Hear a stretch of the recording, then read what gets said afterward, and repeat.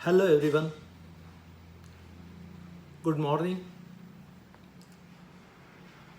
आज अपना टॉपिक रहेगा चरक सूत्र स्थान का 5वां अध्याय, मात्राशितीय अध्याय।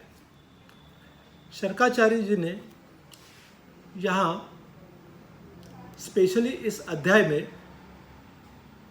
जनसामान्य व्यक्ति ने कितना आहार लेना चाहिए इसके बारे में मात्राशितीय अध्याय, ये 5वां अध्याय है, इसके बारे में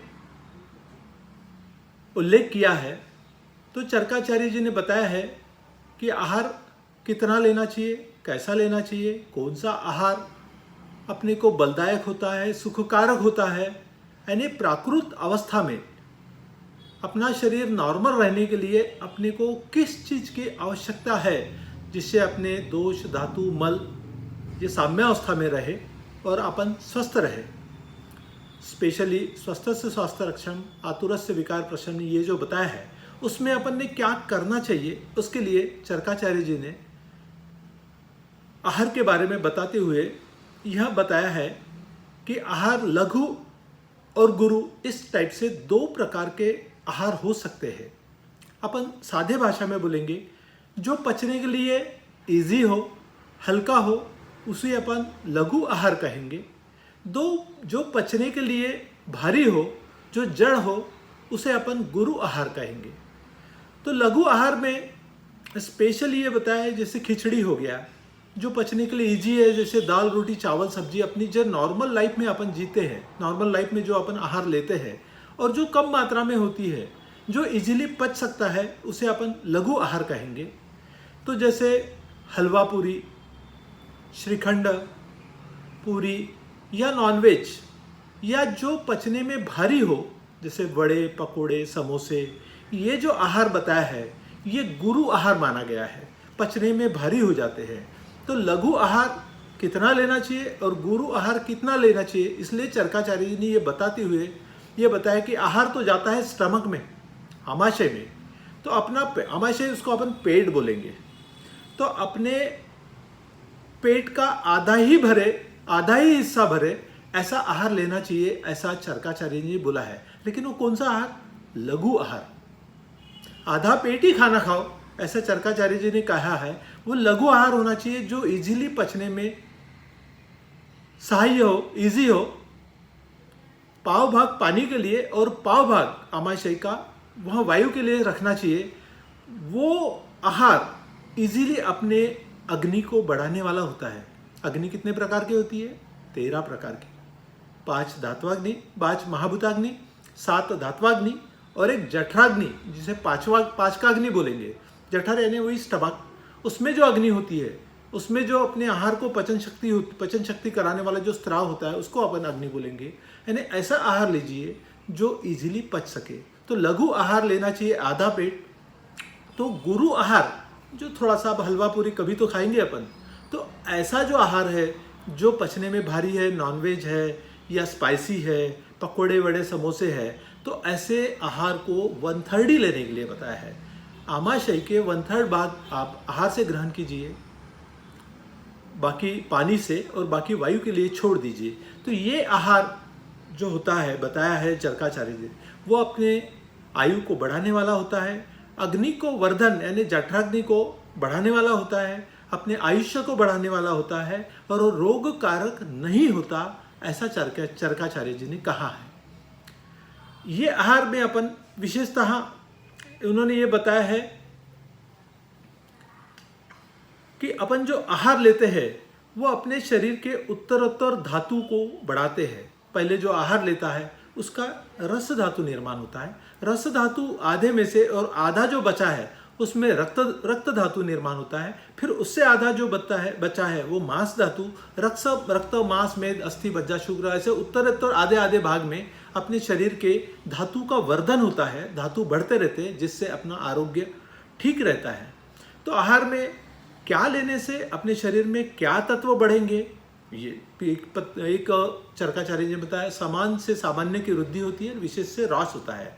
तो मांस तत्व खाने से शरीर में प्रोटीन बढ़ता है, तो शाक तत्व खाने से कार्बोहाइड्रेट बढ़ता है, वैसे ही वसा तत्व खाने से शरीर के अंदर फैट बढ़ता है, वैसे ही लवण खाने से शरीर के अंदर साल्ट बढ़ता है, फल खाने से शरीर के अंदर सोडियम, पोटेशियम, ये जो तत्व अपने शरीर के अंदर जो रहते हैं वो किस आहार से कौन से तत्व का बढ़ना, इसके बारे में भी चरकाचार्य जी ने बहुत ज़्यादा उल्लेख किया है, क्योंकि अपने शरीर में सभी तत्वों का रहना बहुत ज़रूरी है।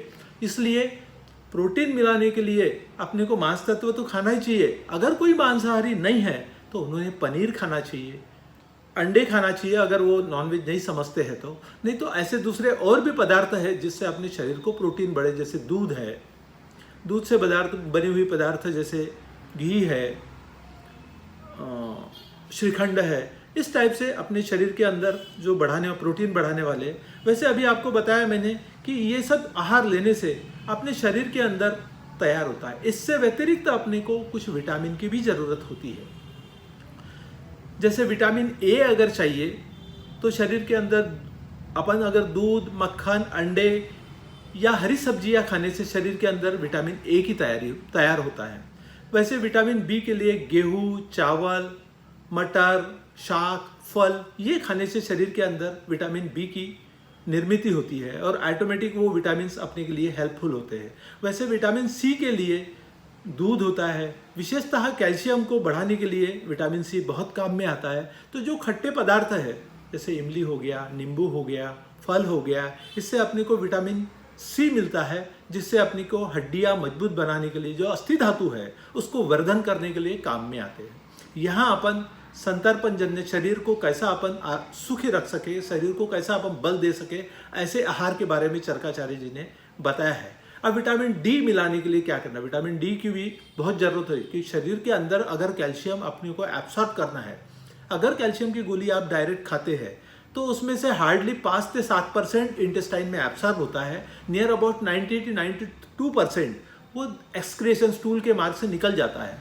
तो कैल्शियम अपने शरीर के अंदर ज़्यादा से ज़्यादा एब्सॉर्प्शन होना चाहिए। इसके लिए अपने विटामिन डी की ज़रूरत होती है और विटामिन डी तैयार होता है स्किन के अंदर। विटामिन डी तैयार होता है सूर्य की किरणों से होता है। सूर्य की किरणों से अपने शरीर के अंदर विटामिन डी, इसलिए धूप लगना भी बहुत ज़रूरी है। एक एग्जांपल देता हूँ, अमेरिका में जाओगे तो वहाँ धूप ही नहीं निकलती है, सूरज ही नहीं निकलता है। तो वो सूरज को किरणें आंख पे लेने के लिए, अपने शरीर के ऊपर लेने के लिए वो बीच पे जाके अपने कपड़े निकाल के वो सूरज की किरणें लेते हैं, तब जाके विटामिन डी तैयार होता है उनको।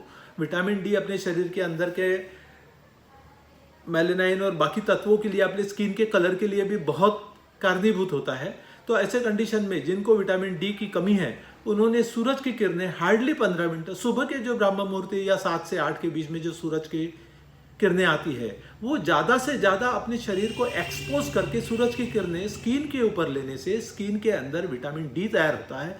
ये विटामिन डी अपन आहार से जो विटामिन सी लेते हैं वो एब्सॉर्ब करने में हेल्प होता है। तो इस टाइप से आहार लेना बहुत ज़रूरी है सभी तरह से। वैसे विटामिन के शरीर के अंदर जो अपना ब्लड होता है, ब्लड को थक्का जमाने का काम करता है। अगर बहुत ज़्यादा ब्लड थम गया तो अवरोध भी हो सकता है, इसलिए ब्लड को जमना और नहीं जमना, उसके लिए विटामिन के ये बहुत हेल्पफुल होता है।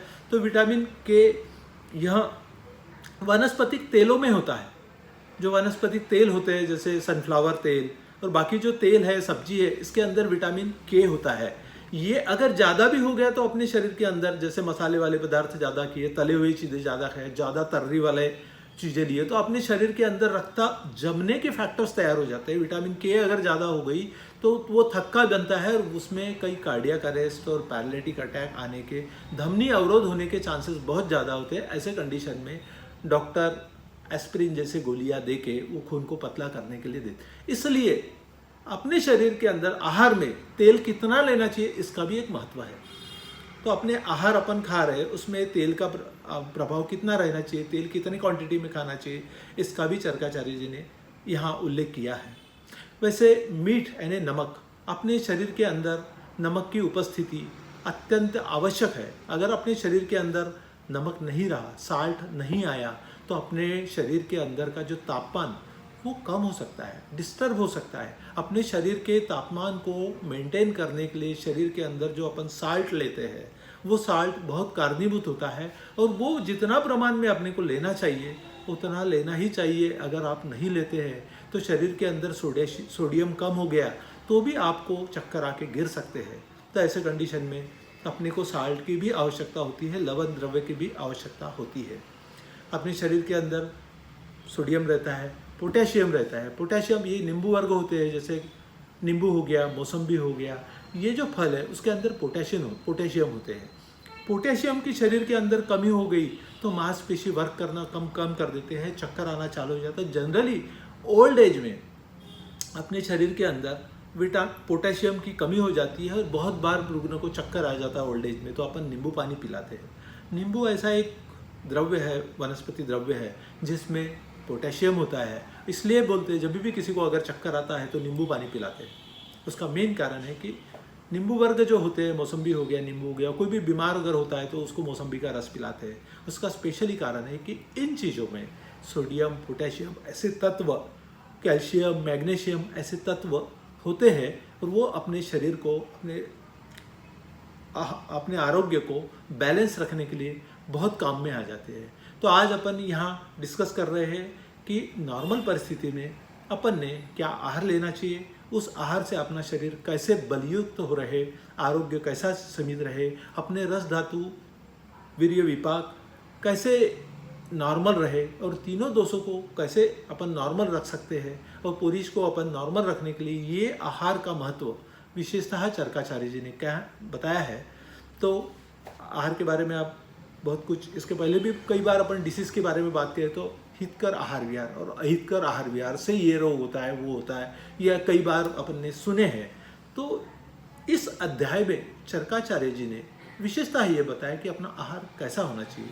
सभी तत्व बने ऐसे आहार होना चाहिए। वेज भी खाओ, नॉनवेज भी खाओ, जो नॉनवेज नहीं खाते उन्होंने क्या खाना चाहिए, किस चीज़ से अपने को क्या मिलेगा, ये सब चीज़ों का उल्लेख चरकाचार्य जी ने कहा है और वो अत्यंत आवश्यक है, क्योंकि स्वस्थ से स्वास्थ्य रक्षणम, स्वास्थ्य को टिकाने के लिए आहार की बहुत गरज होती है और वो कैसे आहार रहना चाहिए वो यहाँ चरकाचार्य जी ने अपने को बताया है। आप डिटेल में पढ़ लेना। धन्यवाद। और एक छोटा सा वीडियो मैं फिर इस वीडियो के बाद नीचे मैं डालूंगा कि विटामिन अपने शरीर के अंदर पोटेशियम की कमी के कारण, एक मेरा एक पेशेंट था, बहुत ज़्यादा एक्सरसाइज कर रहा था और उसको सोडियम पोटेशियम की कमी हो गई तो उसके मसल्स ही काम करना बंद हो गया। यंग लड़का बहुत ज़्यादा एक्सरसाइज करता था और प्रॉपर डाइट नहीं लेता था, उसके कारण उसके शरीर के अंदर की मांसपेशी बहुत कमज़ोर हो गई और वो उठने बैठने लायक नहीं रहा। ना ही उसको पैरालिसिस हुआ था, ना ही उसको कोई हेमरेज हुआ था, ना ही उसको कोई स्पाइन में प्रॉब्लम आया था। उसका प्रॉपर डाइट नहीं होने के कारण वो कैसा ढीला पड़ गया, उसका एक जस्ट एग्जांपल इसके बाद मैं एक वीडियो डालूंगा। 2 मिनट आप नज़र कर लेना कि अपना आहार में अगर कुछ भी गड़बड़ी हुई तो ऐसे भी हाल हो सकते हैं। धन्यवाद।